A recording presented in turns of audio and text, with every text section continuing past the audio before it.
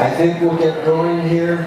So if you'd like to find seats, we're trying to put out a few more chairs there in the back. So everyone, there's two over here, I'm told, right over here on the side.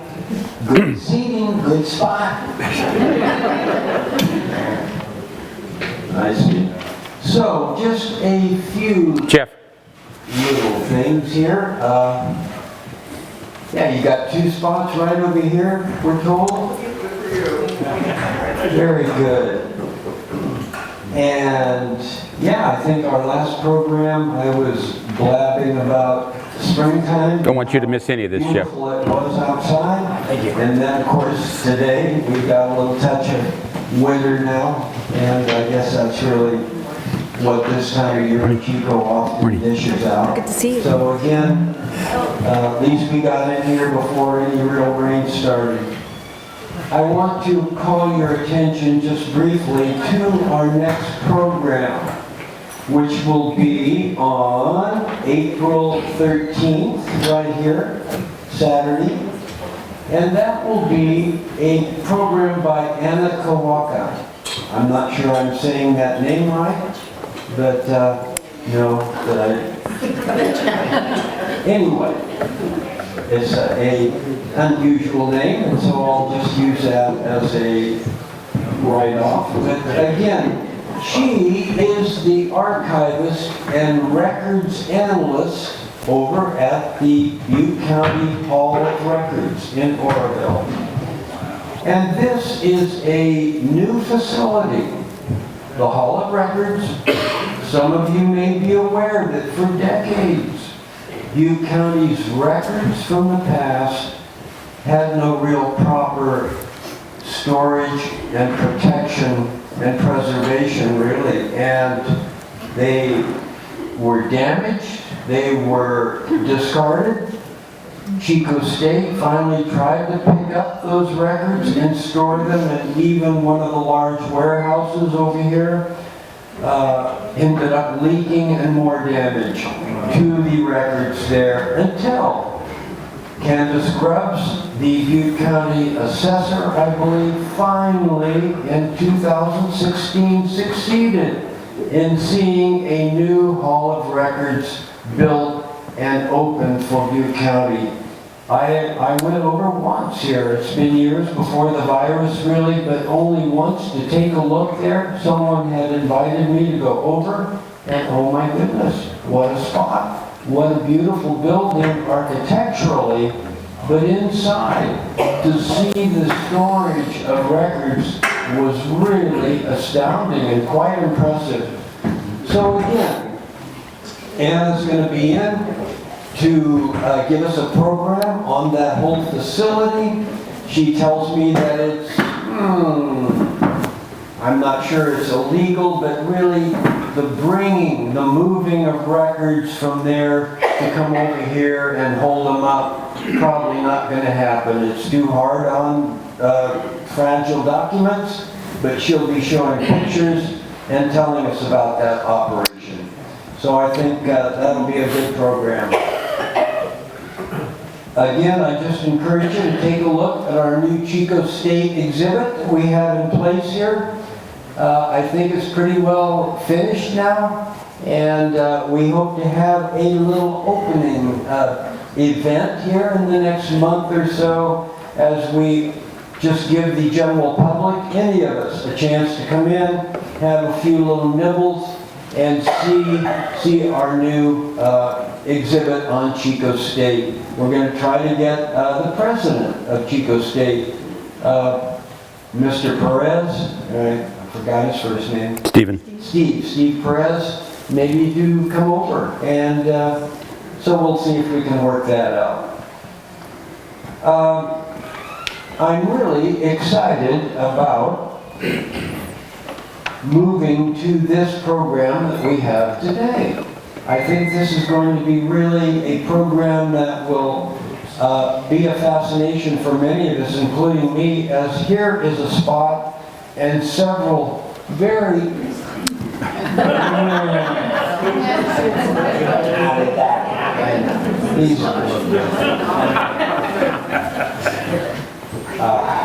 these computers and my touch with them, command of them,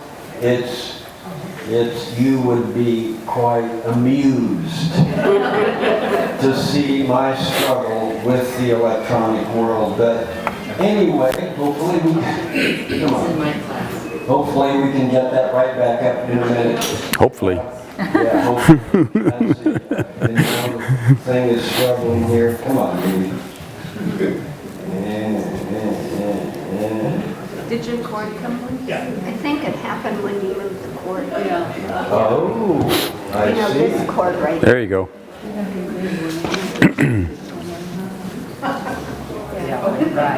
but where is that?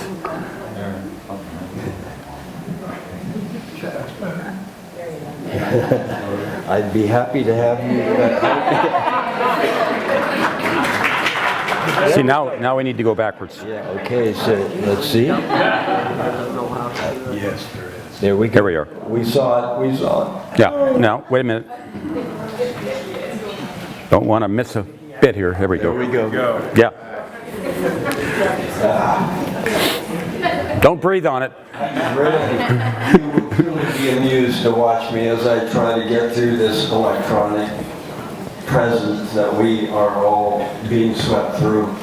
And I even tried to really, I don't want part of that world way back in the 80s and 90s, and it was not until 2012, I'll say, that my brother pulled me into the computer world there. So anyway, we're going to have a program today about a part of the CHICO'S story that I'm not real familiar with, and so it's going to be great to have Les Heringer talk to us about this. Les has been the manager of the M&T ranch here. We see it here. I never knew what M&T meant until this morning, and there it is. And so even there, I can learn a little something new. But again, he's been there for some 38 years. Les was born in the Sacramento River Delta, just a little bit downriver from Sacramento on the family farm. Worked there, worked that family farm there off and on there as a young person. Graduated from San Luis Obispo, Cal Poly San Luis Obispo, and again has been here in Chico since about 1986. And so again, I will just read a little bit of his very good little bio that he sent me on an email, and I failed to see it and didn't get it into our publicity for this program.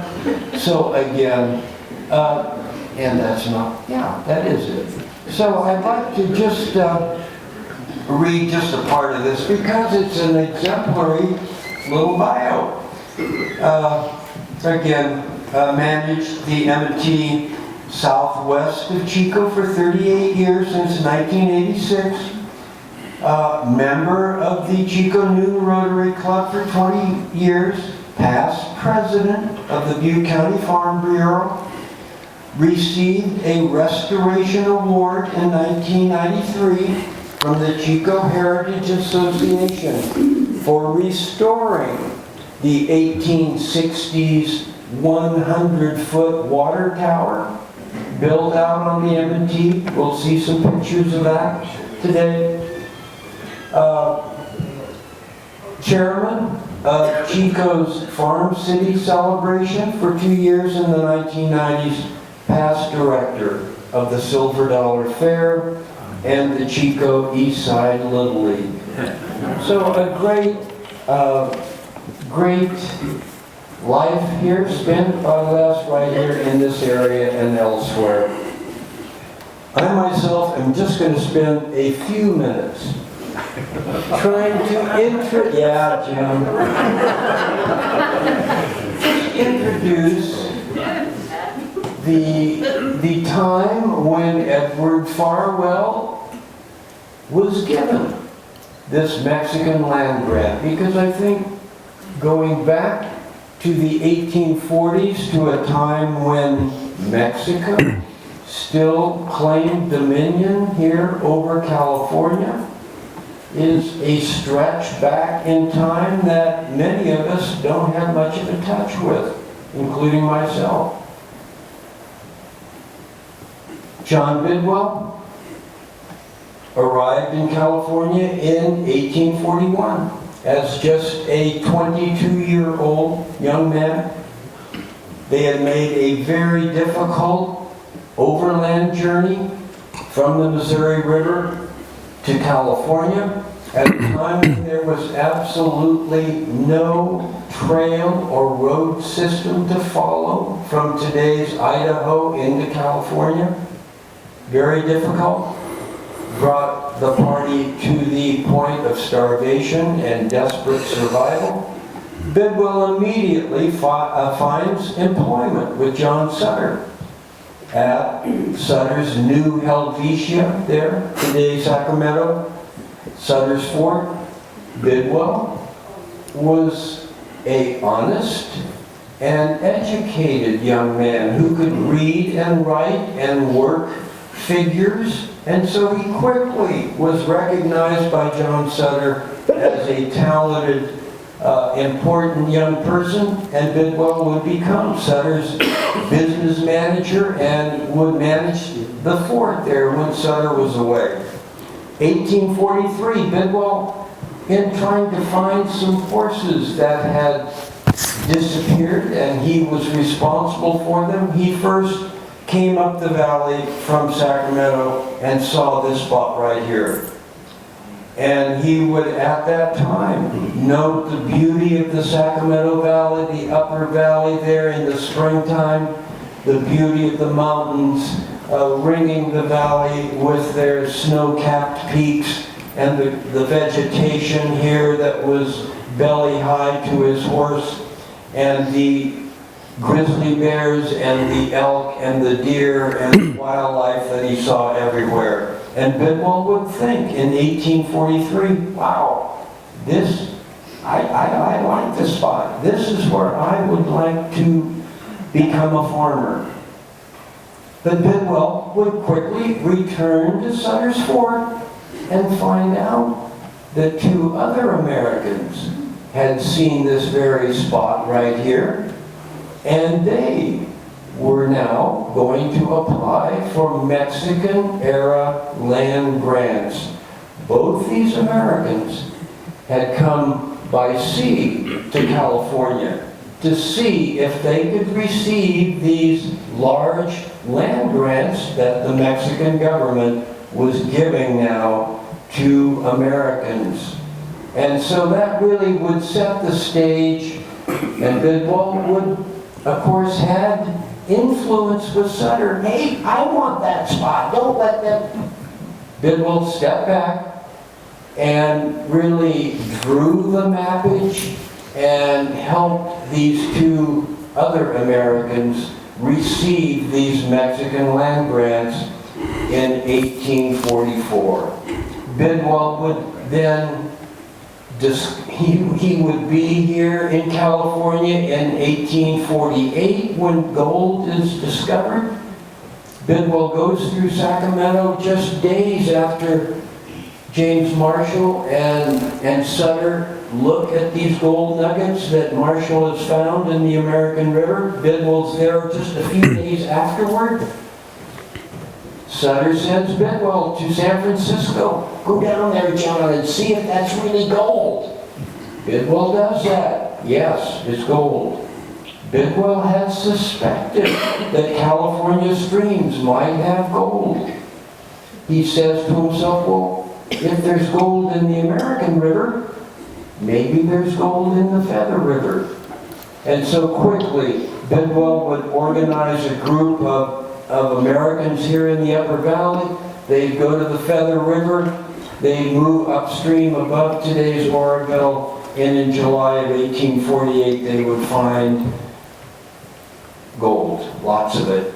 Lots of it. And so Bidwell would he'd find a fortune there, and he would return and buy this 1844 Rancho del Arroyo Chico land grant that had earlier been given to one of these two Americans we're going to hear about today, William Dickey.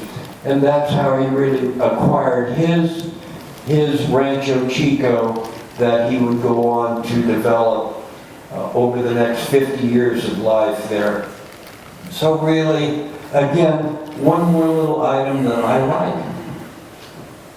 It's a story that's floated all about Chico since I was a little boy, and my own relative there believed this story, that Lindo Channel, Lindo Channel today, Sandy Gulch in the past. Most of us know that second creek channel that comes down through Chico just north there. And so many would claim, yeah, Bidwell had his Indians dig a new channel for today's Chico Creek, which again is just, 100 yards away from us here. The creek that goes right through the college and through Bidwell Park. So here in this story today, and the granting of these two land grants, Chico Creek today's channel of Chico Creek would be used as a dividing point between these two 1844 land grants from the Mexican government, which again I think is sufficient historic. Is it a fact? Yes. It's a fact that Chico Creek that we know today was here in 1844 and was not dug by John Bidwell. And so again, just a little interesting tidbit. And so, enough blabbering. That's mine. Is Wes. I need that. Yeah, you do. Here. Thank you, Dave. Thank you, Dave. Yes, very good. Yes. Thank you for that very kind introduction.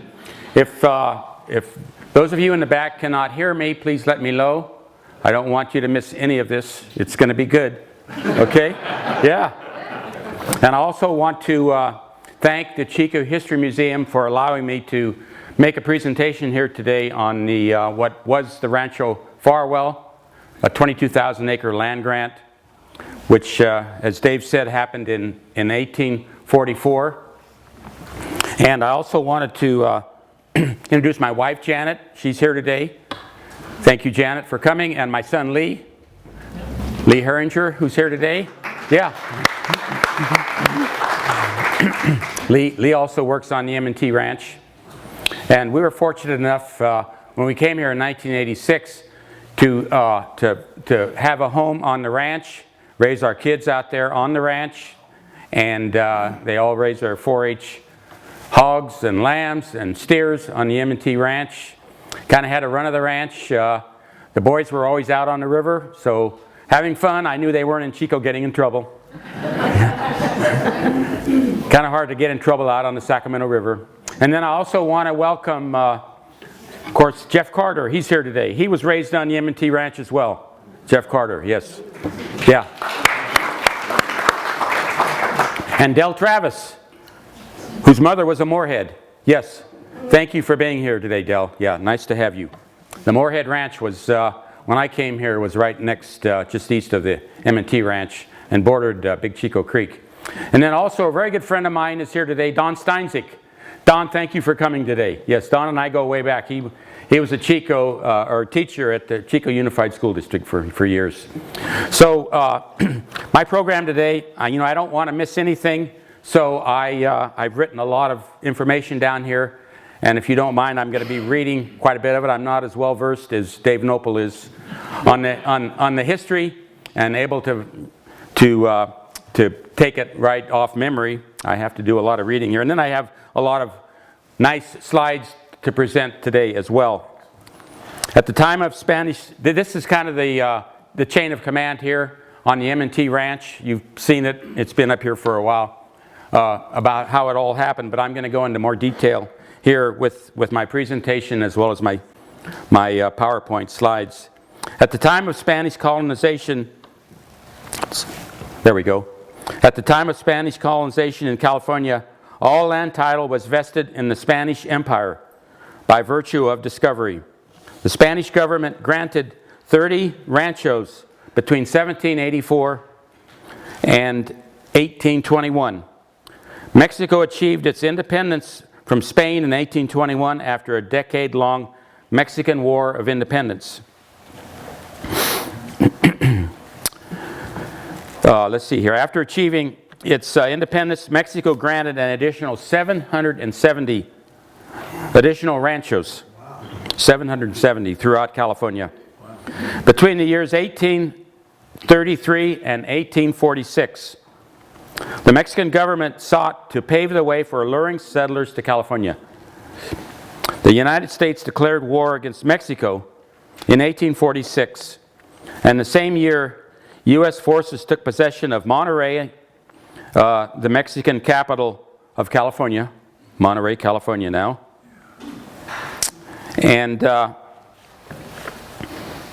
California was ceded to the United States.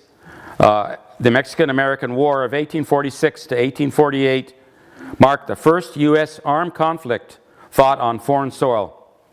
It pitted a politically divided and militarily unprepared Mexico against the expansionist-minded administration of U.S. President at the time, James Polk,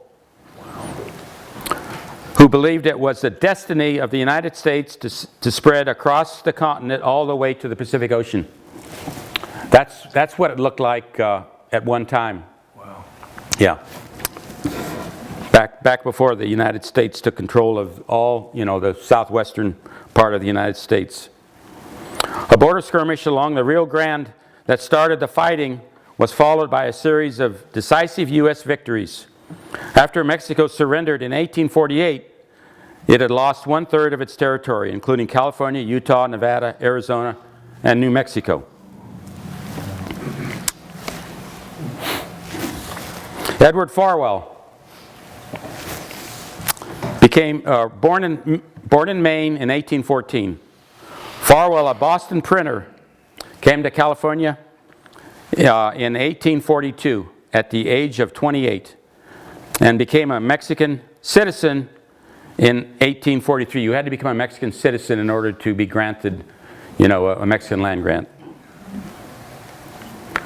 Farwell had to go to Monterey, as that is where the Mexican government had their California headquarters. There were many steps the grantee had to follow prior to being granted a rancho. A few of the steps after becoming a Mexican citizen was to pledge loyalty to Mexico and the Roman Catholic Church and proclaim "Viva el Presidente y Nación Mexicana," which means "Long live the President and the Mexican nation." Farwell was granted the 22,194-acre Mexican land grant in 1844. He felt economic success in California depended on obtaining land and getting into the lucrative hide and tallow business. Tallow was the hard coarse fat in cows and sheep, and when melted was used to make candles and soap. That's a 1857 plat of the Farwell land grant. Big Chico Creek, Sacramento River, about Ord Ferry Road to the south, and the Midway to the east. 22,000 plus acres. Just a tremendous piece of property. Boundaries of the Farwell land grant. What does the measurement term league mean? Okay. A league was a unit of measurement of both land and sea. That's how they measured back then. The league became the common unit of measurement throughout Western Europe. It was originally intended to represent the difference a person could walk in an hour, or about 3 miles. Yeah. Most people, in their normal walk can walk about 3 miles in an hour. So that's how they measured back then. In the late 18th century, the League also came to refer to the distance a cannon shot could be fired at menacing ships offshore. Apparently cannonballs would go about 3 miles back then. Yeah. This resulted in the 3-mile offshore territorial limit. Rancho Farwell was said to be 5 square leagues, which is estimated to be a little over 22,000 acres. Let's see here. The real dilemma 170 years ago was what to do with 22,000 acres. Rancho Farwell was quickly split into smaller, more manageable land pieces. There were trees and brush everywhere, and of course, no fences or levees. The land flooded badly in the winter and spring. There was no equipment, only mules and horses and back-breaking manual labor. Mosquitoes and other insects were said to be horrific. Snakes were bad as well. Life expectancy, as you can imagine, in 1850 was 38 to 44 years of age. I mean, they actually, of course, there wasn't the medical profession we have nowadays, but they basically worked themselves to death back then. Let's see here. That was the original Farwell land grant right there. Big Chico Creek on the north, the river on the west, and then, you know, the Midway and basically Ord Ferry Road. And then, of course, you have the Arroyo Chico north of it. It's cut off a little bit. That's what Dave was referring to during his presentation. And then the Aguas Nieves, and Nieves means snow. Now, I don't know, water and snow, I don't know how they came up with that name to the east of Chico. And then, of course, the Rancho Llano Seco, you're all familiar with that to the south. That was about 17,000 acres at the time. And then the Aguas Frias, kind of southeast of Chico, and the Rancho Escuan, which is where the Adams Ranch is today. You know where that is. Yeah, off of Durham, the Durham Highway there. Ed Farwell and John Bidwell, let's see here. Yeah, Ed Farwell and John Bidwell became friends and business associates. Farwell is reported to have started the first non-Indian settlement in Chico, southwest of where the Esmeralda crosses Big Chico Creek, kind of right across the street there from Northern Star Mill nowadays. In 1845, Farwell sold the north half of his grant to brothers James and John Williams, originally from Missouri.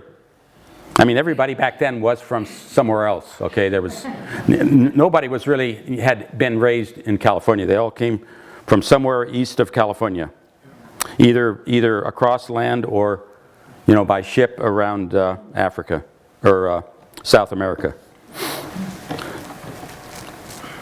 Let's see here. John Williams died in 1849 at 31 years of age. They own the north part of the M&T Ranch, or Rancho Farwell. Bidwell became Farwell's attorney in fact. In 1845, Farwell returned to Boston to get medical attention for a reported eye problem, and at the age of 31, Farwell died, leaving neither wife nor children, but had a mother, 4 brothers, and a sister. Farwell claimed authority to settle the estate, or Bidwell claimed the authority to settle the estate of Farwell, and in 1849 sold the south half of the grant to John Potter.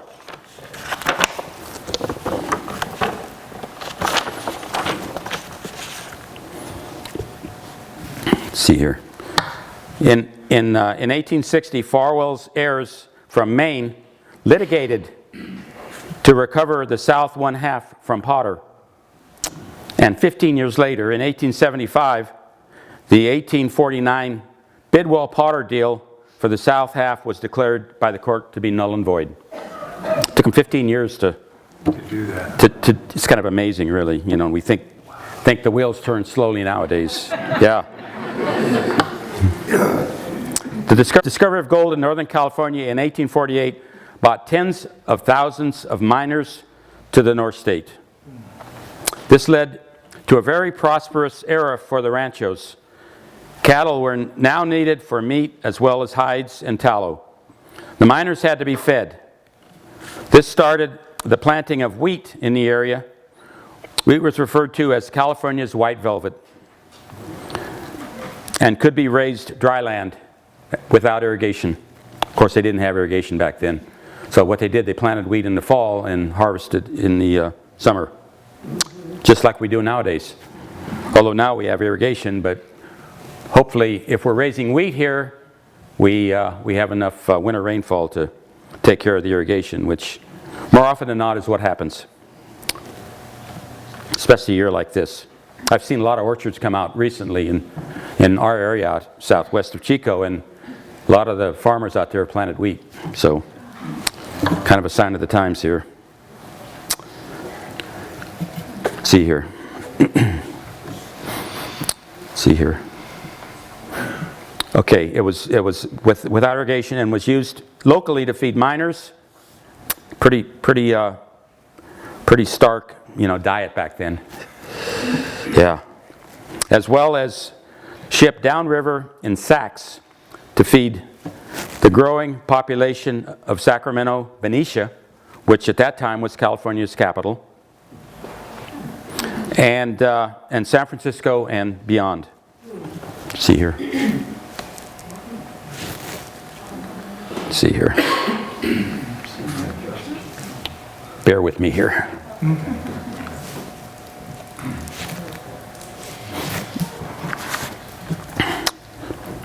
Let's see here. Then along came D.M. Rivas. He was the principal owner of the north half of the Rancho Farwell between the years of 1862 and 1901. Rivas was born in Missouri in 1830 and came to California at the age of 20 to look for gold. Rivas ended up owning 11,700 acres between Chico and the Sacramento River, with the exception of what was then the Moorhead Ranch. Land prices ranged from $8 to $30 an acre. Rivas prospered, and it is believed in 1871 he grossed $60,000 in sales from his farm out there. So I Googled $60,000 in 1871, and what would it mean today? And it was about $1.4 million. Wow. Yeah. In 1 year? Yeah, in 1 year, yes. Yeah. Can you imagine back then how much money that was? A water tower for water pressure built in the 1860s. There's our water tower built in the 1860s. The photo on the far side is a photo that was taken around in the 1830s. And you can see right next to it here, there's a very ornate, what was then, I assume, the pump house. And what they did back then was they used steam to pump water to the top tank. I mean, they had no electricity. I mean, there's a power pole there, but that was in the 1930s. They had no electricity, so they used steam to pump water to the top tank. And as Jeff remembers, there is a tank on the top floor, okay, and then a bigger tank on the second floor. I'm sure Jeff spent many hours in that old water tower. Yes, quite a structure. So what they would do is pump water to the top tank using steam from this ornate pump house here, and it would gravity down to the lower tank. Now this was in the 1870s, and the reason for building, a water tower with water tanks was to create water pressure. Because back then, they had cattle all over the ranch, and they had to tank water to them every day, and they were looking for a way to do it, automatically. So what they did when I arrived out there, I mean, we found steel pipe all over the ranch from that water tower. Wow. Yeah, they ran steel pipe all over the ranch to automatically fill the water troughs. And then that was from this tank on the bottom floor. The tank on the top floor, there was a kind of a little village out there at the time, back, in the 1870s. And they from this village, a lot of employees on the ranch and other people. So that was the water pressure for human use back in the 1870s. Wow. Let's see here. Where was I? 1.4 million in 2024 dollars. A water tower for pressure was built in the 1860s, and boiler-powered water pump used to pump water to the top tank where water would gravity flow to the lower tank. A very similar tower was built by John Bidwell on the Esplanade near Northern Star Mills. Yeah. I see it. And yeah, there it is back there, okay? They must have been built by the same people. And back then, I don't know how they built these water towers. They're 100 feet tall. They had no machinery. It was just, horses and pulleys and what have you, just to, and as they got to the second floor, then they had to put the water tank in. And they just kept building it up. And of course, our water tower still stands, and it's all clear-cut lumber and that thing. I mean, it's just beautiful, beautiful wood. And story has it, back then, of course, there was no air conditioning, and we know how hot it gets in Chico. And that water tower that we have out there is so well insulated that I am told the crews would sleep there in the summer because it was just too hot to sleep anywhere else. Never cooled off at night. I've also heard the story. This is kind of off the track. But Chico State, when they held their summer courses up at Mount Shasta City, just to, because it was just too hot to, because of course none of the buildings were air conditioned to sit there and study and concentrate throughout the summer in Chico. So that was John Bidwell's tower. And I always thought, I had heard that it burned down. But I was informed recently that no, it was not burned down. It was dismantled and used. This is what Dave told me. Dismantled, and the lumber was used north of Chico for some other building. And that was right on the flour mill was right on Big Chico Creek, because they had to use they used water to run the wheel to grind the wheat. Okay, to make wheat flour out of it. So that had to have been right kind of where Northern Star Mills is today, or in that area. Let's see here. Rivas had a notable stallion. He was a big horse guy named Blackbird, who had the best recorded stallion time on the Pacific coast. It has been written that Rivas had 60 young stallions on his ranch, and he would sit atop the 100-foot water tower in his widow's walk, way up there on top. You see he would sit up there, and there was a nearby field called the racetrack field. Are you familiar with where that was, Jeff? Yes, I'm sure you are. Yep. And he would watch his horses work out. D.M. Rivas, let's see here. Yeah.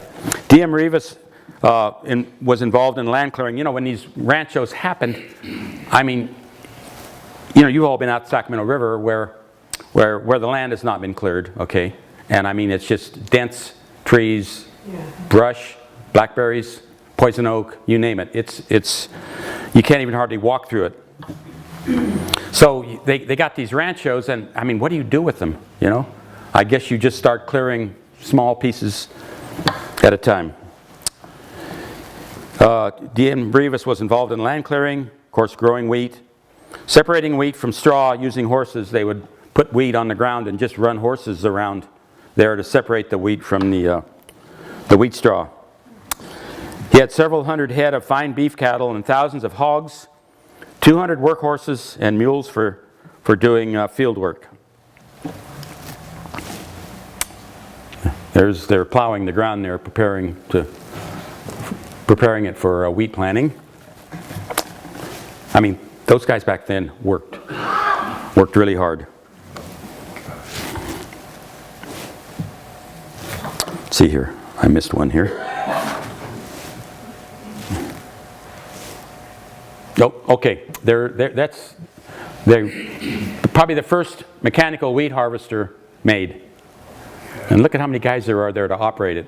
Plus it's being pulled by mules. Wow. Kind of amazing. I think they would sack it right. They had a separator on the harvester and they would sack it right on the harvester. And they were all 100-pound sacks, which, you know, I mean, you lift a 50-pound bag of dog food nowadays and it's about all you can do. They were 100-pound sacks, yes.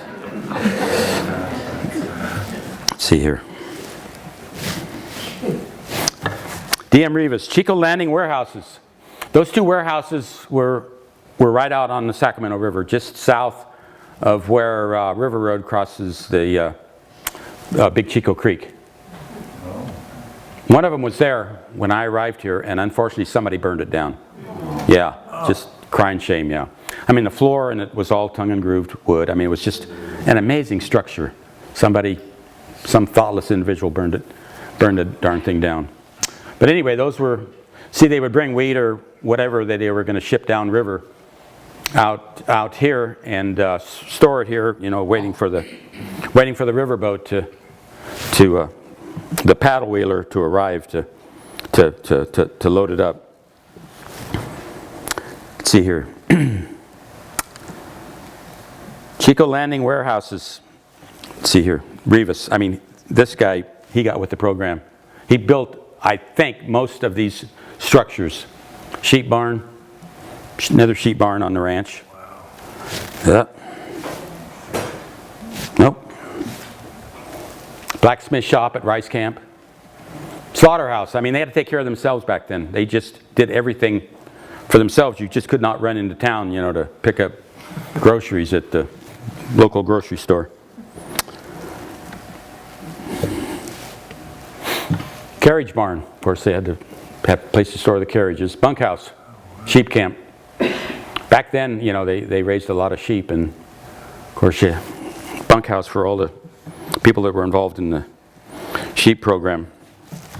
Let's see here. Hey, Les. Yes. Which of those buildings are still around? That I knew somebody was going to ask me that question. Yes. Yeah, that's quite all right. I know none of these are still around. Yes. Just the sheep barn?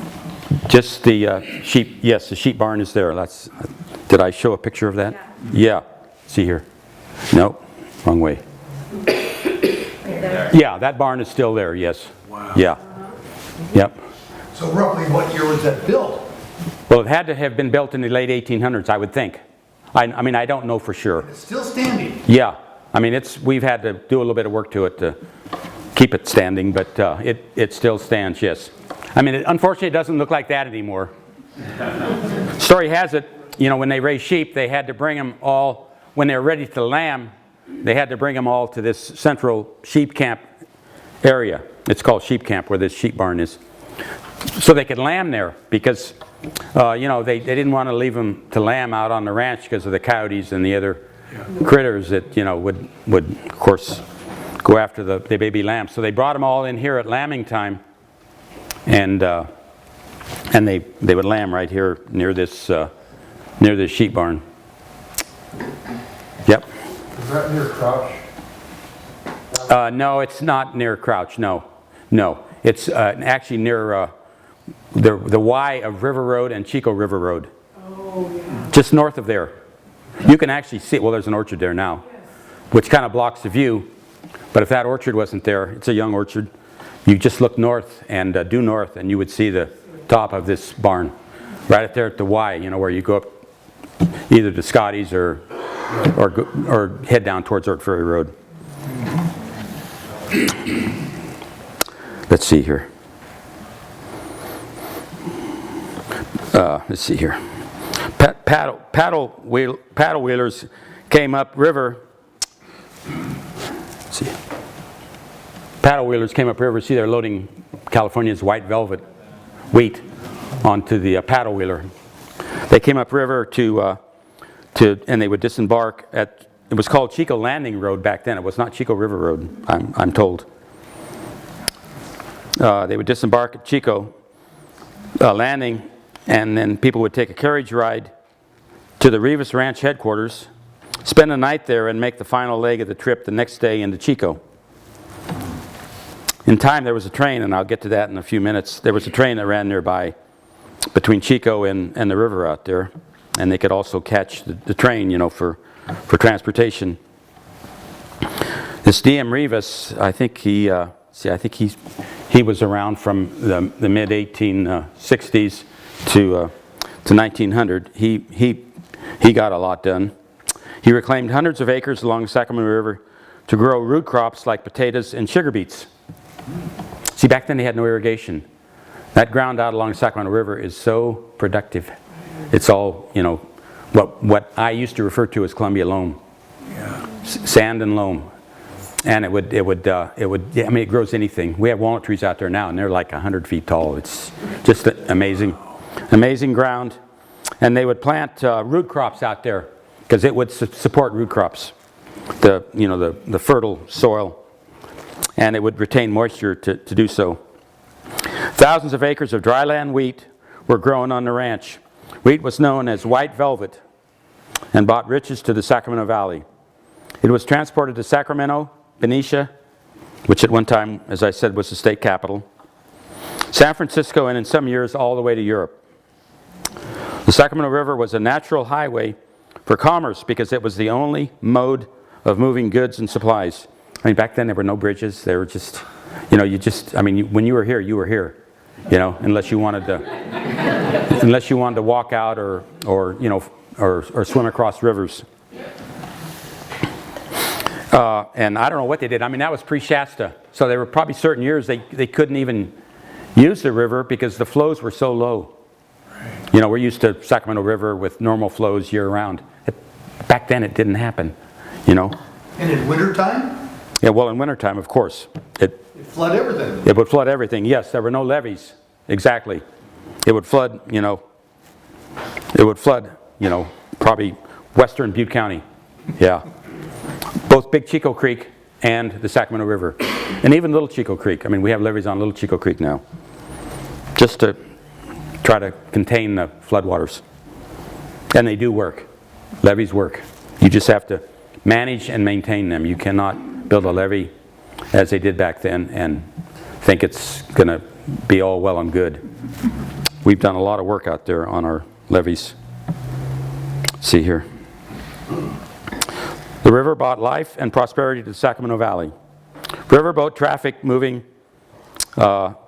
steel, fuel, and textiles upriver, and then hauling wheat, cattle hides, and lumber downriver. Chico River Road was then known as Chico Landing Road. Yeah, I mean, back then they actually de-snagged the river. You had to. Yeah. You had to. I missed one here. Yeah. Look at the size. I mean, I don't think it took much water to float one of those things because they were flat bottom, you know, and the paddle wheeler was for the most part out of the, you know, high in the water. But still, there were times when the river flows were. I mean, if you've been out on the river yourself in a boat, you know, you kind of have to wind your way, you know, around the sandbars and what have you. Let's see here. Yeah. Anyway, back then they had to desnag the river. Nowadays it's fish habitat, so they don't desnag the river now. So you know, when you're boating, you have to be careful. Yeah. That's amazing. It's amazing, isn't it? Yeah. Yeah. That's a great picture there. I like that picture. See here. See here. Chico River Road was then known as Chico Landing Road. Yeah. Oak trees were a sign of well-drained, deep alluvial river bottom soils. Ground in the area, which, I mean, we've got some monstrous oak trees out there. Yeah, just beautiful, beautiful oak trees. And I just kind of inserted this in here. The heavier adobe and clay soils from Nelson to Gridley is poorly drained, and these magnificent oak trees do not grow on their soils. I mean, you drive south of Chico, do you see any trees out there? No. They just don't grow down there just because the soil is so heavy, and the trees just do not do well on those heavy soils. That's why it's good rice ground, because it doesn't drain. They plant their rice seed and flood it, and I mean the water pretty much stays there until they take the boards out of the rice checks, which I'm sure Jeff did at one time, and you would drain the rice fields off. In the late 1870s, fortune frowned on Rivas. There were crop failures, as sometimes happens in farming. We know all about that. And his many stallions lost race after race. Because Rivas at the time had good credit, he was able to borrow heavily from George Gridley. The town of Gridley was named after George Gridley. In the late 1870s, Rivas failed financially, and George Gridley went down as well after endorsing Rivas's notes. Wow. Yeah, unfortunately.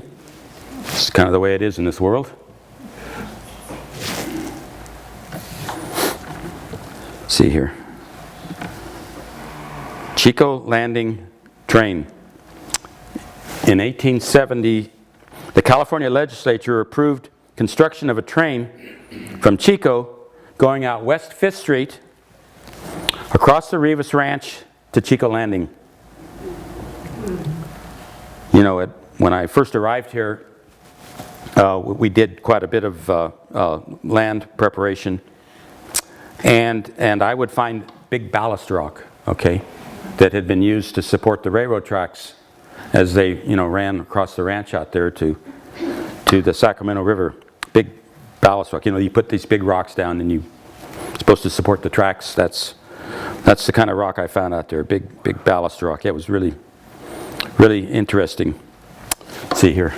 And this right here, 1870 Assembly Chamber, and on this day passed substitute for Assembly Bill number 168, I think it is there, or 468, an act to authorize and empower George F. Norse of the town of Chico and county of Butte, his associates in the science, to build and run a street railroad from Chico Landing on the Sacramento River to the town of Chico, Chico Township, county of Butte, and for the branch line there too. See, that's West 5th Street there. There's the tracks going west, right out West 5th Street. Wow. Now West 5th Street eventually turns into Chico River Road. Yeah. Yeah. Yeah. See here. I had another picture. Nope. What the? Anyway, I do have another picture. It's coming up later, showing where the route the train took as it crossed the farmland west of Chico. See here. Danish colony, that's where we are. Okay, Danish colony. In 1867, 3,000 acres with excellent soil of the Faro Rancho were sold to Taffy, a guy named Taffy from San Francisco. He was the consul for Denmark. His goal was to start a Danish colony west of Chico by subdividing the 3,000 acres into 100-acre lots, which is what we have here. That is kind of all in the area of the El Rancho Airport. Right. Yeah, that's where this is right here, give or take. Wow. See here, 100-acre farms on the present-day Chico River Road in the vicinity of Rancho Airport. No colonists came from Denmark to claim these lots. The main reason it was speculated was the price was $20 per acre for these deep, well-drained loam soils. By this time they had figured out how to grow wheat on the adobe and poorly drained soils south of Durham. And these were selling for $2.50 an acre. Yeah. Now that ground is well suited for rice production because it doesn't pass water. It's so heavy that the water, it holds water, but it just grows great rice. Yeah, that's where most of the rice production. I think there's like 100,000 acres of rice raised in Butte County on just those soils. It's like 500,000 acres of rice grown in the Sacramento Valley. I mean, so, between the Sacramento airport, going north to, Butte and Glenn County is where you see all the rice in the state. Let's see here. Danish colony. Let's see, okay. Okay. This is Travis's, I'm not sure, is that your great-great-grandfather? Great-great-grandfather, yes, okay. James John Moorhead. See, there's the Rivas Ranch. Okay, and then just east of the Rivas Ranch was the Moorhead Ranch. And then just east of that was apparently R.H. Chin, although I didn't find much information on that guy. But I think Moorhead ended up owning that as well. Let's see here. How big was that Moorhead Ranch? It was like 700 or 800 acres. Yeah, right. Not that piece there, but all the way into Chico. Right, sure. Yeah. I mean, he owned all the way into downtown Chico before it was downtown Chico. Right. Yeah. There's still a Moorhead building, right? Yeah, right, yes. Yeah, there sure is. James John Moorhead left West Virginia in 1844 as a 16-year-old and headed west. He started out in El Dorado County, east of Sacramento, mining for gold. He ended up at Llano Seco Ranch, now owned by the Parrott family, as a superintendent, and he built a home there and farmed wheat and raised cattle. Moorhead started on the original Farwell land grant by purchasing the Taffy Farm, which was in the previous photo, on the east side of the Rivas Ranch. The early Moorhead patriarch, James John Moorhead, in 1870 acquired land west of Chico. Here Moorhead ended up owning land all the way from there, which is where the El Rancho Airport is today, just kind of in that area, on Oakway, all the way into what is now downtown Chico. Yeah.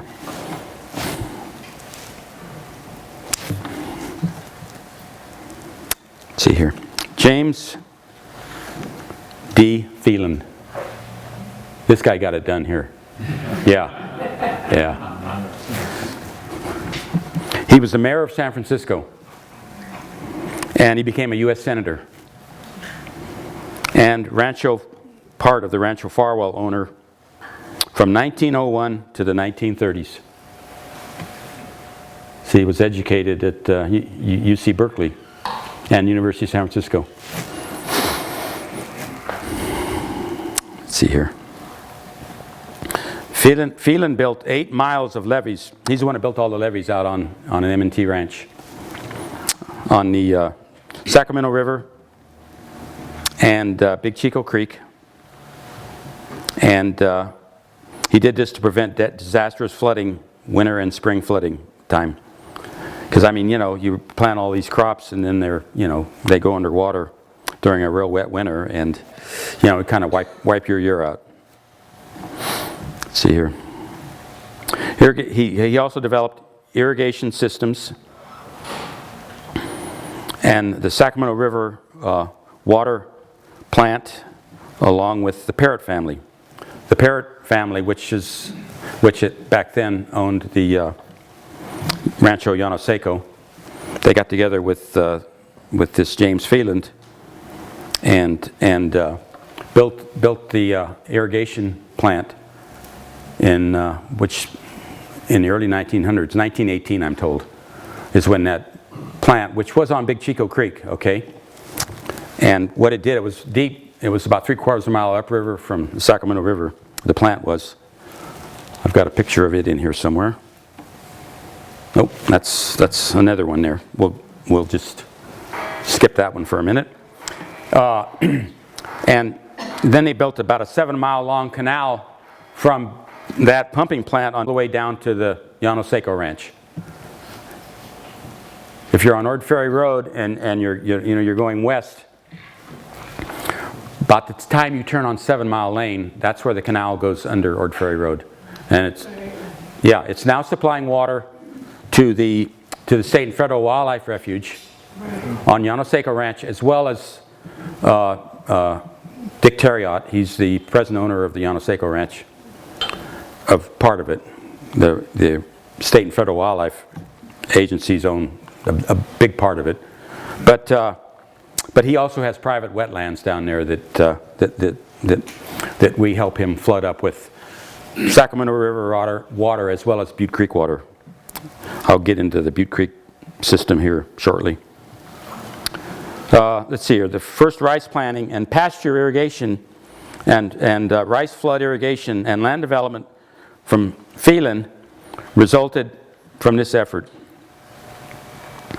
I would be remiss not to mention Larry Wanarina, Yes. who owned Pat and Larry's, at one time. Yes. Just a great guy, great community member. Unfortunately, no longer with us. He was raised on the M&T Ranch. Oh, I didn't know that. Yeah, his dad he was Basque, of course. Remember going into his restaurant, and behind the bar was just a scene of Basque people farming, or with sheep, Just a great memory for Larry, I'm sure, every day that he walked in there. So his dad was he ran the M&T sheep operation at the time, and also he worked for Phelan as well. And Larry's mother cooked for all the sheep herders out there. Larry was born in 1932 on the Phelan Ranch. Back then they had the winter range in the foothills east of Highway 99. So you had to have, both summer range and winter range. I mean, you had to move the sheep to the hills in the foothills during the winter. And story has it they would move the livestock right through Durham to the, going to the foothills and then coming back to the M&T Ranch.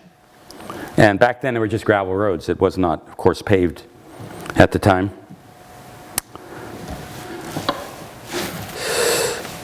Okay.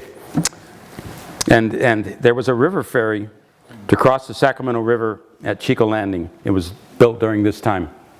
See, that railroad track would, ended up where the ferry docked. And as you can see there, it was Chico Landing in 1905. And the guy who owned the ferry, apparently the ferry burned up in 1907. And he moved the ferry location upriver to where the Gianella Bridge is now, crossing over into Hamilton City. Yeah. I mean, they had to have a way to get across the rivers back then. They didn't have bridges, and this is how it all started. I grew up in the Delta, and there were still lots of ferries down there where I grew up. And also, there was a ferry just north of Princeton at one time. That's Still there. still there, yes, it's still there, yes, right, it's still there. They have a dry dock now, yeah, probably be there forever, I would assume. I don't think they've used it for 25 years, yeah. Yeah. Okay, this is good right here. Butte Creek water supply. Sacramento River water supply. Under James Phelan was actually an engineer. He was also, the mayor of San Francisco, and he was a U.S. senator. I mean, that guy had it together. He was an engineer. West Branch Feather River water. Say they used to hydraulic mine. God, you see those big gravel spoils, in Butte Creek. You see them on the Feather River. They're kind of everywhere. And in fact, we have all these gravel bars out in the Sacramento River. And, a lot of that came from this process right here. Until finally, I don't know when it was, but the state, shut these guys down because it was plugging up the rivers, Yeah. But what they did was they built flumes from the West Branch of the Feather River. I mean, that's how they, they used gravity to power those water cannons, So So they built flumes to get the water over from the west branch of the Feather River. Right near Sterling City is where the diversion is. That's where the water comes out of the west branch. It's actually PG&E's water now. They use that water to produce hydroelectricity out of Toadtown and DeSabla Reservoir. And it used to be Centerville Reservoir, but Centerville apparently there are some financial problems there as far as work needing to be done, and PG&E probably hasn't run Centerville for 5 years, but they still run DeSabla and Toadtown. And so they originally bought water over from the west branch of the Feather River to mine for gold, and then when that stopped, somehow it wasn't PG&E, it was like Western Power and Light or something back then. Yeah, or Great Western Power. Yeah, very good, thank you. They picked up that water and built some hydro plants up there. I'm told those were the first hydro plants in the state of California, some of the first. Yeah. And fortunately, for the ranches, once they generated electricity with that water, they would dump it in Butte Creek. Well, the M&T Ranch, this James Phelan at the time, and the Parrott family ended up through a court order acquiring a legal right to divert that water. Once PG&E dumped it into Butte Creek at our diversion, which is on Honey Run Road now. If you're familiar with Okie Dam, okay? You know where Okie Dam is. It's about a mile up Honey Run Road from the Skyway. It's when you're going up Honey Run Road, like you're going to the Centerville Museum, when you first see the creek, okay, that's Okie Dam. Yeah. Yeah. Okie Dam. Okie Dam, and you know why they call it Okie Dam? Yeah, because in the 1930s, during the Depression, the Okies came out, they came west because of the Dust Bowl. They could not make a living back there. So they all migrated west, and there was a big campground up there. Yeah, of the Okies that had come here from the Midwest. Yeah. Isn't that called the Crouch Ditch up there? The Crouch Ditch is further down. Further down. It's down here just southwest of Chico. Up there it's called, it's got a couple names. It's called Edgar Slough, Comanche Creek. They call it Comanche Creek where it flows through the neighborhood church. They call that their River Jordan. Because they baptize people with our water. It's a year-round stream. Those guys in Paseo Campaneros, all those homeowners in Paseo Campaneros, that water runs right through there. And I tell those guys, we're providing you with a year-round stream. You should pay us for the right to live on a year-round stream, because if it wasn't for our water, it would be just a dry drain.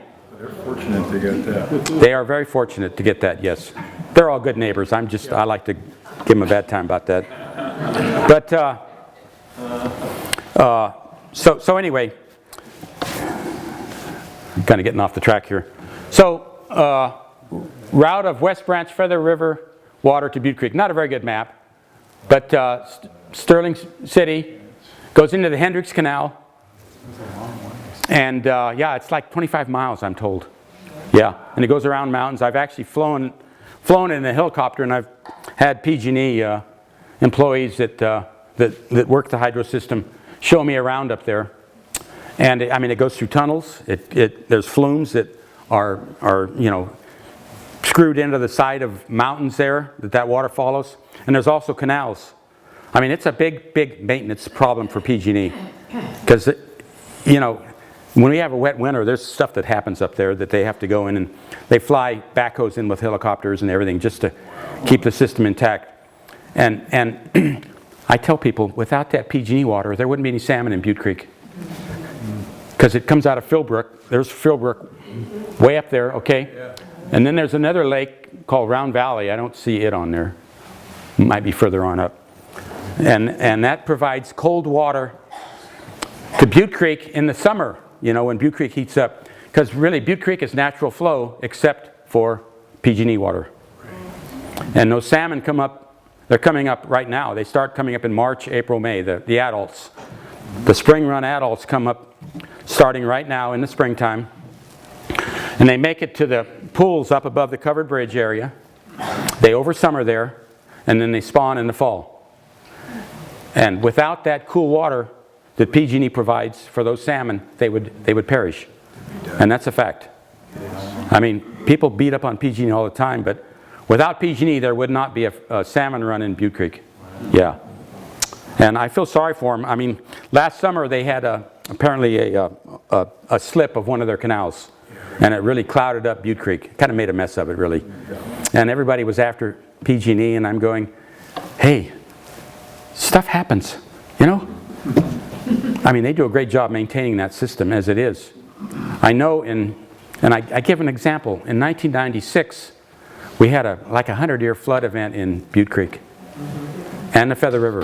I mean, they thought Feather River was going to go right over the top. People were evacuating from Oroville. Well, the same thing happened in Butte Creek. I mean, it took out a lot of bridges. It just made a mess of Butte Creek. I mean, it was water was canyon wall to canyon wall. It was amazing. You know, you go up Honey Run Road, and there was water over Honey Run Road up there.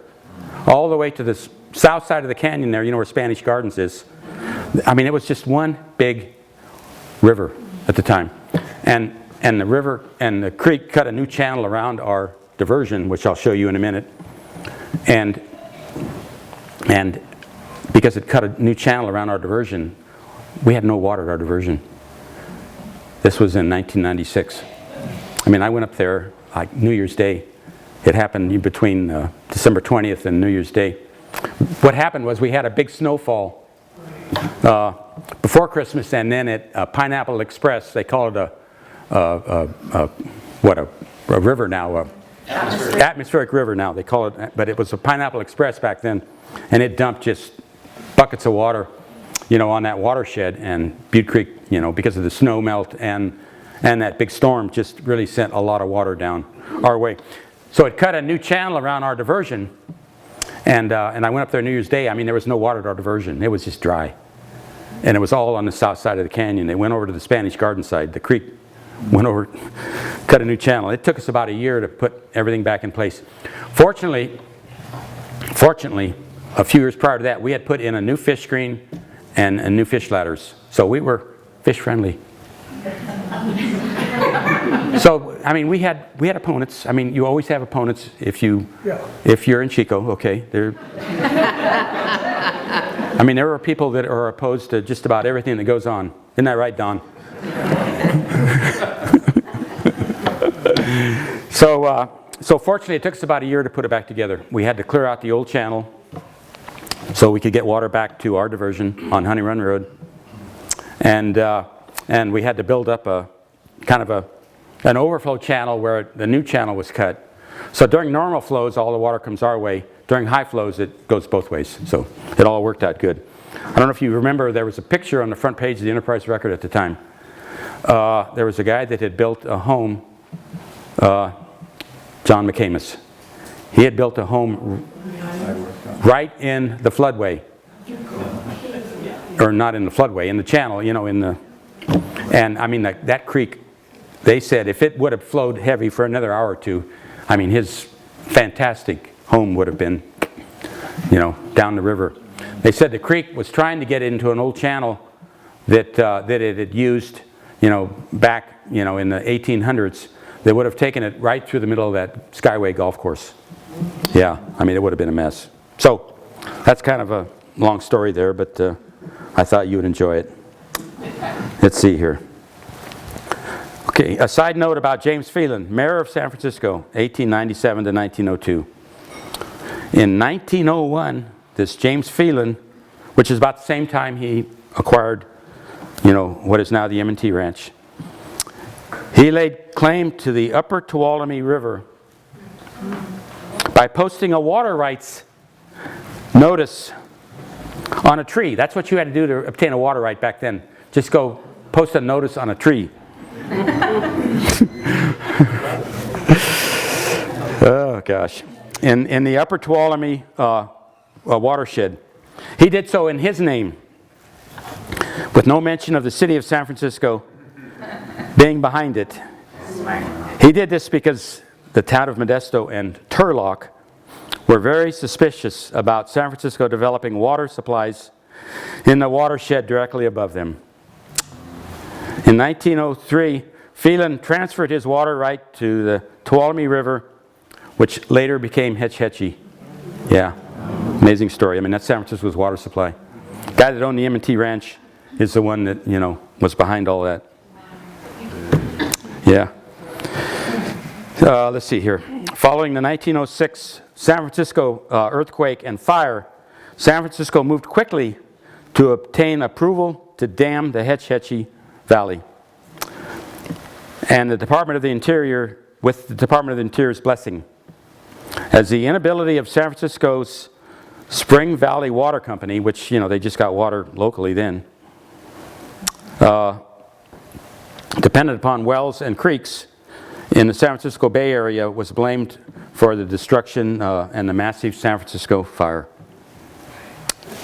Yeah, let's see here. Oh, this thing is really touchy. Nope. You're going back, yeah. Yeah, I can, got it. Jeez. Yeah, okay, well anyway, that's Okie Dam right there. There's our fish ladder right there on the left-hand side.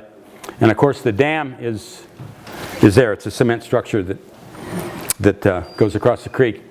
And in the winter, it's got stands there that we put up in the spring, summer, that create a dam.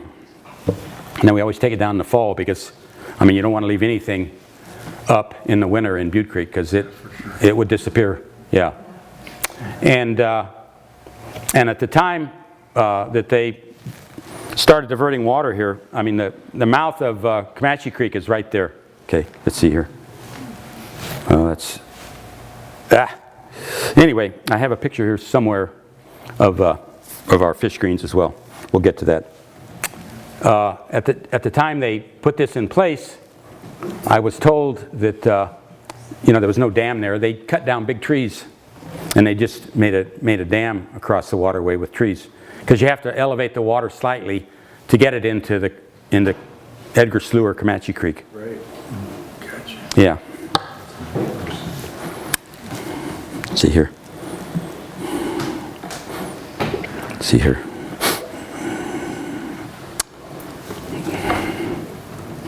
Okay.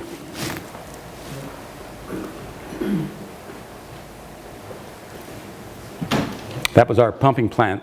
On on Big Chico Creek. It wasn't directly on the creek. It was on like a dredger cut off the creek, about 3/4 of a mile upriver from the Sacramento River. And the reason why they put it there, of course, is because the Sacramento River, you know, you couldn't control it. And here it was built on a levee on Big Chico Creek.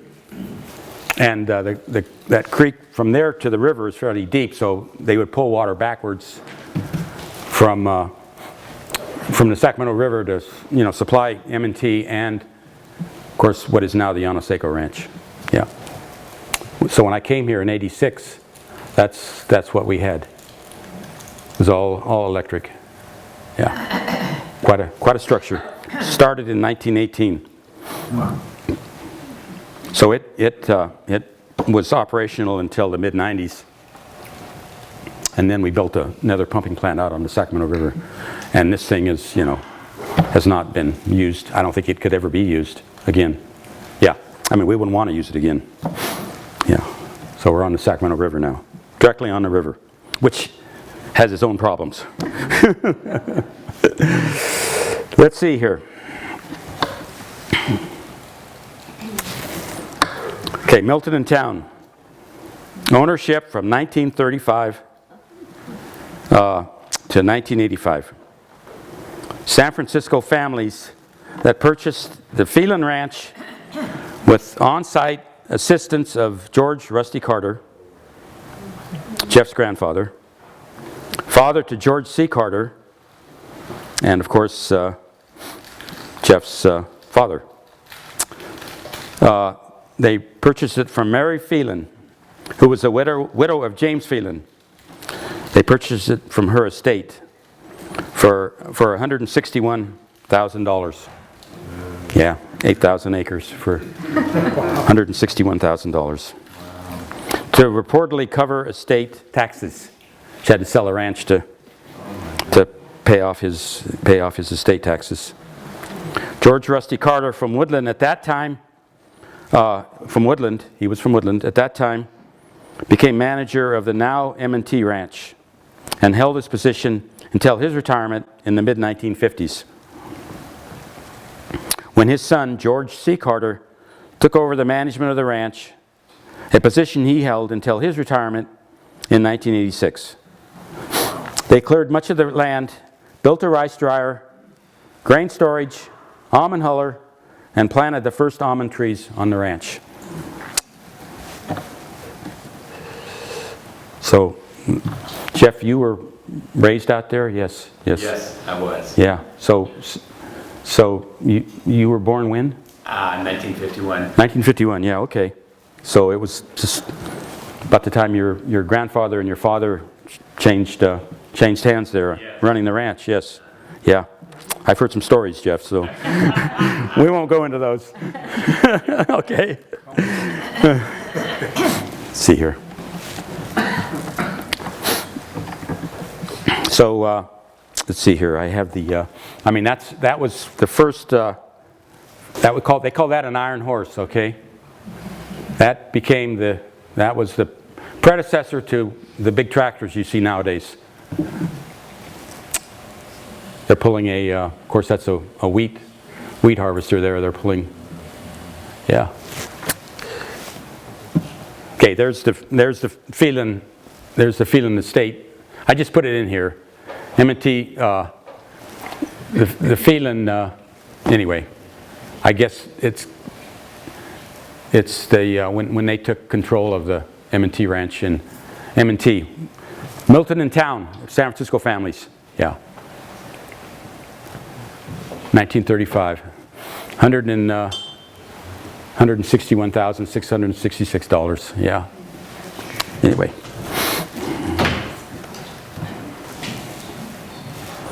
For some reason, this thing is not centered, but don't ask me how to do that. Let's see here.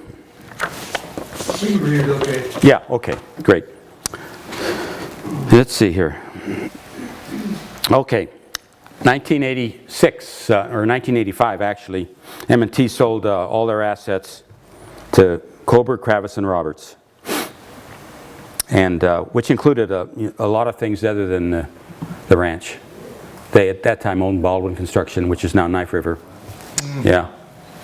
And they owned another big ranch down by Stockton. They owned an island, Staten Island, down by Stockton. And they owned, commercial property around Chico. They did some development up in West Shore, Almanor. They owned anyway, they owned quite a bit of stuff. I was told that they really wanted this ranch to add to their portfolio.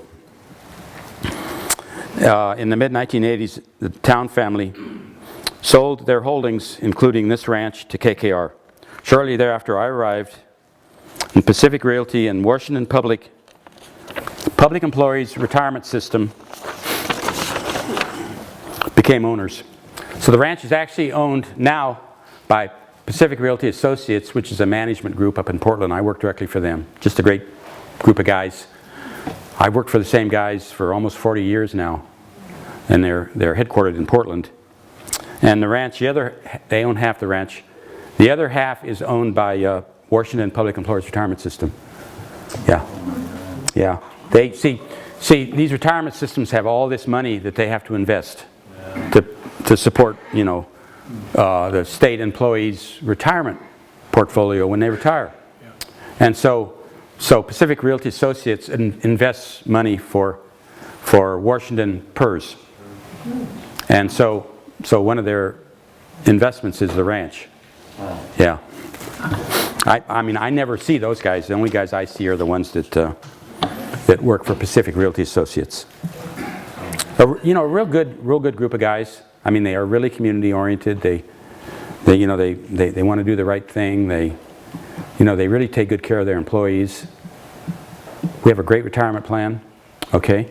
I mean, they provide medical and dental for all the employees and their families free of charge. Yeah, it's just really, really an amazing company. Yeah, I could not have asked for a better group of guys to work for. I mean, they really believe in giving back and taking care of their employees. In the past 30 years, we have installed fish screens. Let's see here. Yeah, okay. Yeah, that's our fish screen on Butte Creek, right on Honey Run Road there. Of course, there's our fish ladder right there. And in PG&E, they have a fish trap right at the bottom of it in this picture.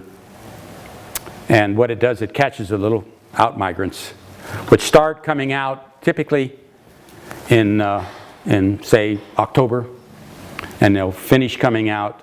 I mean, they're just little fish at the time, and they'll finish coming out probably around January. And California Department of Fish and Wildlife traps them there just to count them, just to kind of monitor the run, just to see how the run is going. They come out and there's a little fish trap at the bottom of that. It's a big screw thing that goes around, and it's got a box in there that holds the fish until they get up there and empty it out and count. And sometimes they tag the fish. So I mean, those fish return after about 4 years of being in the ocean, and they'll put coated wire in their jaw. So sometimes you'll see Fish and Wildlife employees up in Trinity County, or down at off San Francisco or wherever they're bringing salmon in, from a catch, and they'll just see if they have the coated wire tag in their jaw, just to kind of monitor how that run did, that went out 4 years ago. We've done a lot of work on Butte Creek, by the way, to enhance the salmon run. Butte Creek is now really used as a model of how to bring back a salmon run in California. It really is, yes. Everybody that diverts water out of Butte Creek has fish screens, fish ladders. When we built a new pumping plant on the Sacramento River in the 1996, the M&T Ranch and the Parrot Ranch, Llano Seco Ranch, gave up 42nd feet of our water right. Now but that's about 20,000 gallons per minute. We gave up 42nd feet of our water right during salmon migration to help the salmon, up and down Butte Creek. We dedicated that in perpetuity to Butte Creek. Yeah. And unfortunately, or fortunately, unfortunately, we've moved to the river, and we just have had a hell of a time out there with, the river movement, with gravel bars. Us and the city of Chico as well. From their sanitation plant outfall dumps into the river right near our pumping plant. And in 2001, we took 200,000 tons of gravel out of the river that was threatening to cover up our fish screens. And then in 1907, we took another 100,000 tons of gravel out of the river just to protect our inlet and the city's outfall. The city finally ended up moving downriver 1,200 feet just because, they could see the handwriting on the wall. We could not do that. They just ran another pipe across the ranch to 1,200 feet down the river from what their location was at the time. They moved out there in 1961, the city of Chico did. I don't know what they did with their water prior to that, but they moved there in 1961. So they were there, they moved in about 1907 or 2007 or 2008, 1,200 feet downriver, just to stay ahead of the gravel bar, because gravel bars move. Right. You take these high flows, and it moves just millions of tons of gravel in the river.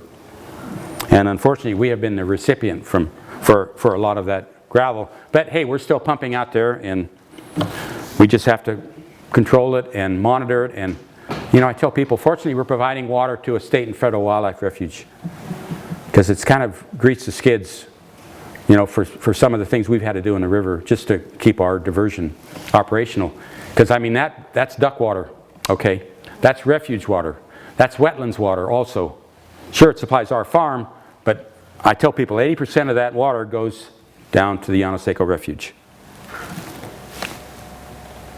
See, here's 1996. We're actually moving to the river. There's our fish screens right there. They had to make a hole right through the levee there, our levee, with an inlet pipe, which is what this is. Boy, that's big. Yeah. There's 4 of those. There were 4 of those fish screens right there installed. And of course, there's the pumps right there. They're all natural gas pumps.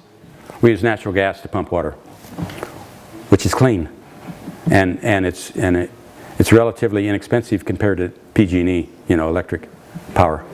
Very, very reasonable.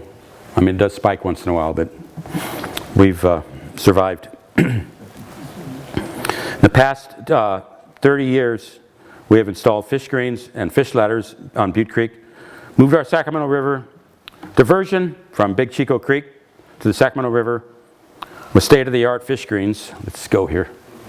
Okay, there's our inlet. There's a 4,400-foot, 6-foot pipeline that takes it from the river to, that's where our canal starts right there. That canal was, I'm sure, put in by James Phelan and the Parrott family. It goes all the way, it's headed right from here, it's headed right for the CHICO'S sanitation plant. Right where it hits the sanitation plant, you cross a bridge there, which is our canal. And then it goes straight south from there and supplies water to M&T Ranch. And then the majority of that water ends up down at the refuge on Llano Seco. Llano Seco really has been great partners. We really enjoy working with those folks. Let's see here. And we've moved 300,000 tons of sand and gravel out of the river that was threatening not only our pumping plant inlet, but the city's sanitation plant outfall. We have restored our Butte Creek diversion to working order after the disastrous 1996-97 Butte Creek 100-year flood event. We built a walnut plant and drying facilities. The process is not only our crop, but crops of other farmers in the area as well. We've installed a solar field. We have a big solar field out there that supplies the electric needs of the ranch. We've converted most of the ranch from primarily rice, row crops, and grain crops to all trees, including walnuts, almonds, and prunes, with some remaining rice on the ranch. The ranch also acquired 200 acres. I don't know how to. 200 acres. Anyway, that shows the. Yep. That was the Moorhead Ranch. Yes, thank you, Del.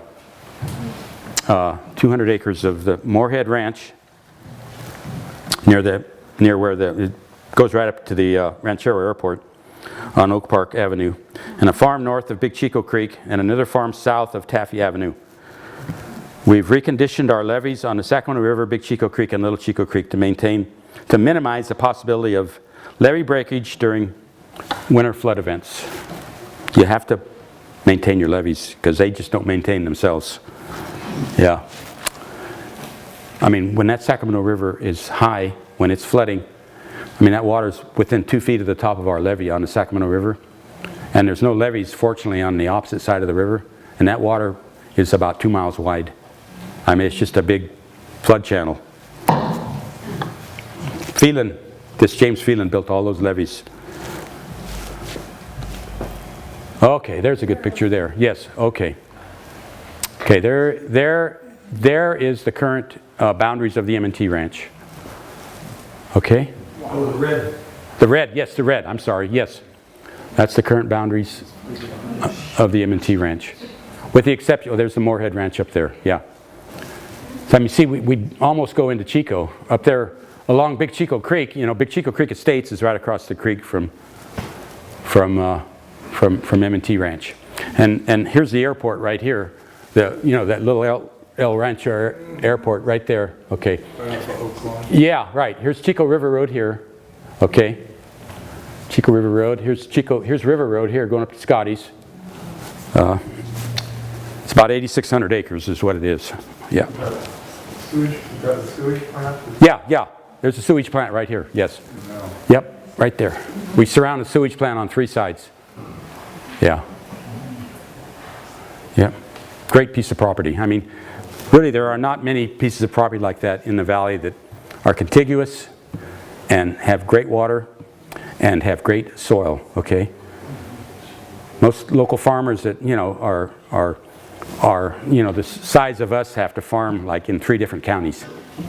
We're so lucky that, you know, it's all contiguous. It's really is an amazing piece of property. Yeah. I'm just so thankful I ended up here. I mean, it was destiny, really. Yeah. I graduated from Poly along with my wife in 1974. And I worked for the Farm Credit System for almost 4 years. And then I went back and farmed on the family farm and for 9 years and ended up here. Yeah, it was just too much family on the family farm. Yeah. Yeah, yeah. I mean, I don't know what else to say about it, but yeah, yeah, yeah.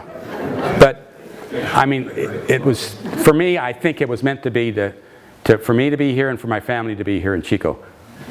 My daughter owns Christian & Johnson. Melissa Heringer, yeah, does a great job at Christian & Johnson.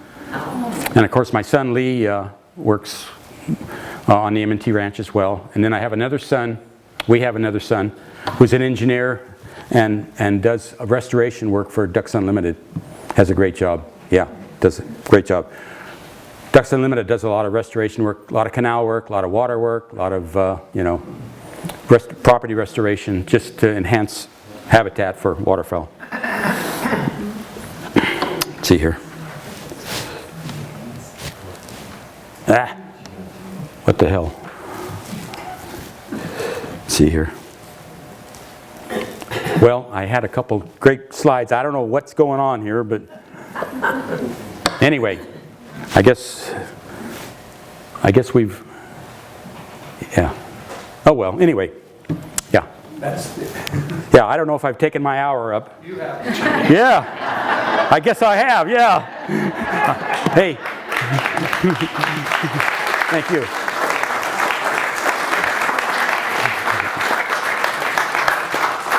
Thank you, Dave.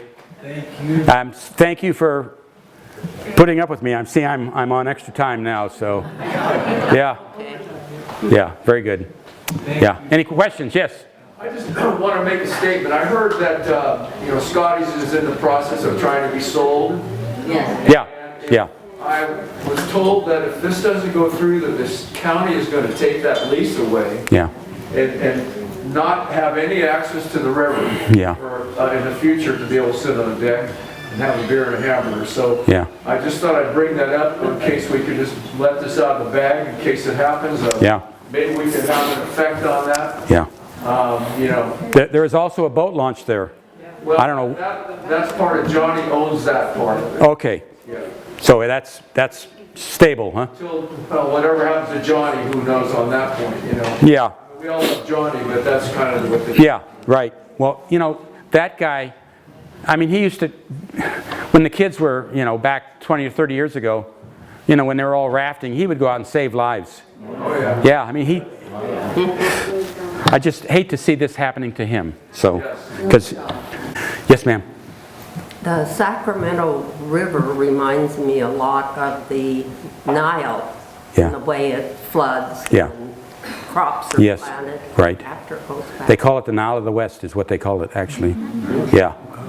And the Sacramento River is back, speaking about bypasses, the Sacramento River is unlike the Mississippi River. Mississippi River, they had built levees and tried to contain the flood flows. Here, they've created bypasses to get water out of the river so, you know, it doesn't flood, you know, downstream Chico or Sacramento or, you know, Colusa or any of those places further downriver. And that water, you know, once it leaves our bypass right here, you know, it ends up in the Butte Sink and eventually in the Sutter bypass, the Colusa bypass, the Yolo bypass, that water does not get back in the Sacramento River until Rio Vista. You know where Rio Vista is? Way down, yeah. I mean, that's kind of where I grew up in that area down there. So I kind of know a little bit about this system. Yes, sir. I just got something to show yeah. When the fair and the pump house was, Oh, yeah. I delivered the first load of fuel out there, an 18-wheeler. Really? I have a picture of the 18-wheeler I'll be darned. right on the levee, Wow. which is probably not, Yeah. That's on the Sacramento River there. yeah, right, your pump Yes. house is right here. Yes. I was the first 18-wheeler to, I'll be darned. for the 3 That is a great picture, yes. I can make a copy and bring it to you. Yeah, that would be great, yes. Yeah, so I know Donna and Armando really. Oh, yeah, sure. really Sure you well do. oil. Yeah, yeah. So- Yeah, I remember you. Yeah, yeah. Yes. Yeah, yeah. I'd like to make a copy and I'll. I would appreciate that very much. Okay, great. That's a great picture because when we first built that plant, we put it on natural gas. Correct. But in the late, in around 2000, 2001, back when Enron was having its problems, you know, they went into bankruptcy. Right. I mean, natural gas prices went up like 1,400%. Yeah. And we had to convert the whole plant over to diesel for a couple years. Right, yeah. Just to kind of ride through it because it was just so expensive we couldn't even afford to pump water. Yeah. So we put diesel engines out there for a couple years, but I mean, everything's back on natural gas now. So I figured I'd write. Yeah, that is a great picture, yes. Warner Petroleum, that was a mainstay in Chico for many, many years. Yeah. Remember Dave Warner and his dad, Wally? Wally Warner, yes, right. Great family, yeah. Yeah, thank you for sharing that. Any other questions?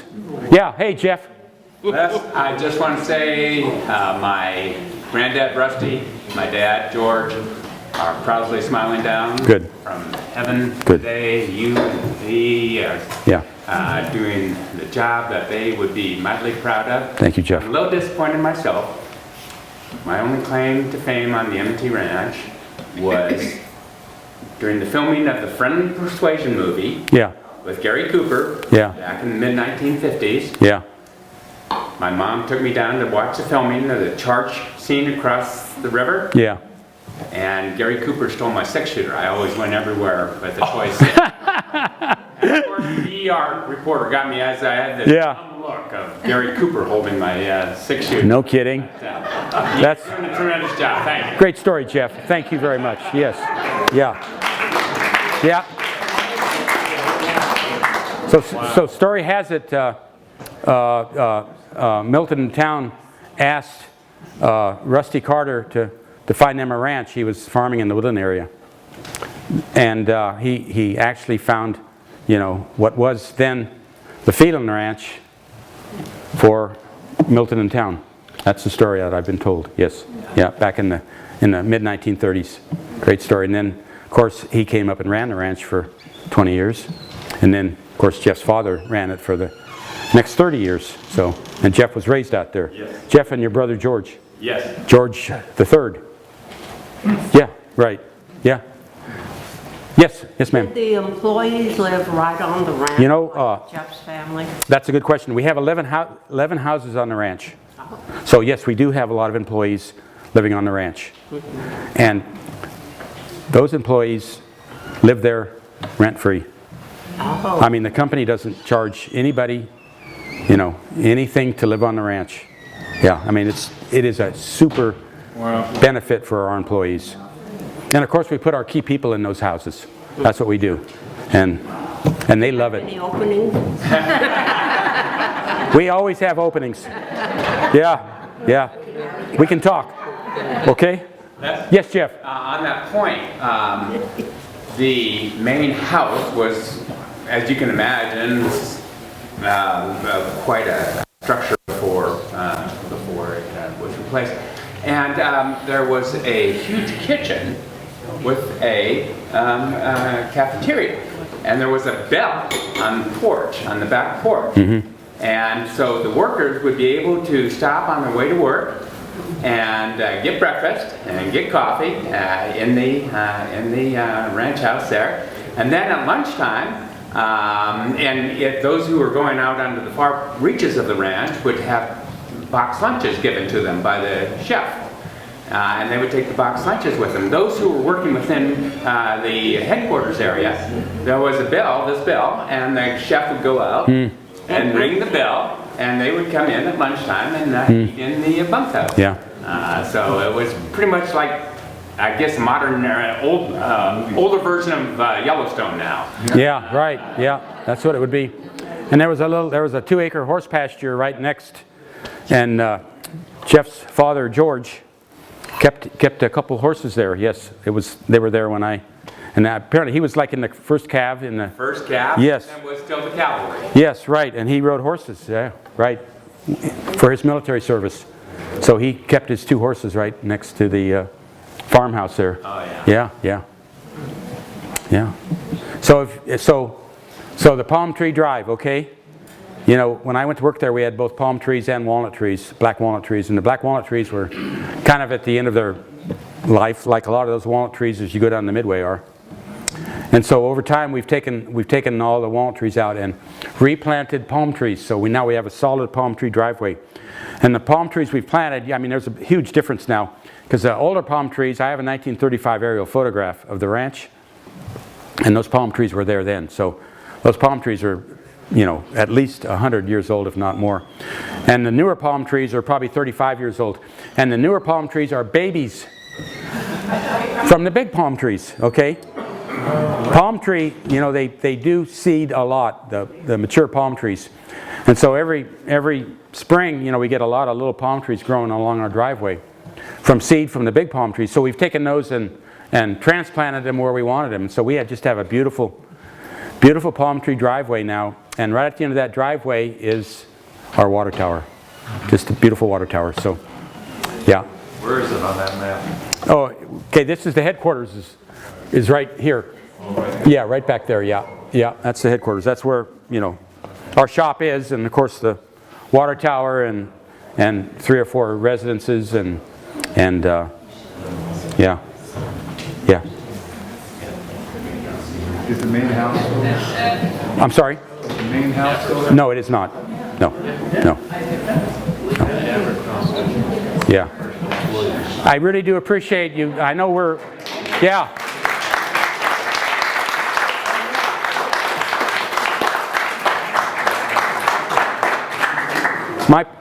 Certainly my pleasure to be here today and to give you a little bit of the history on the Farwell Land Grant. Thank you. That's great. Jeff, yeah, you bet, Jeff. Thank you. Yeah. Family pride. Thank you, Jeff. Appreciate your comments, Jeff. Yes. Okay, well, thank you, Jeff. That was great, Les. Thank you, Kami. Yeah. That was wonderful. Yes. Wonderful. Thank you very much. Yep.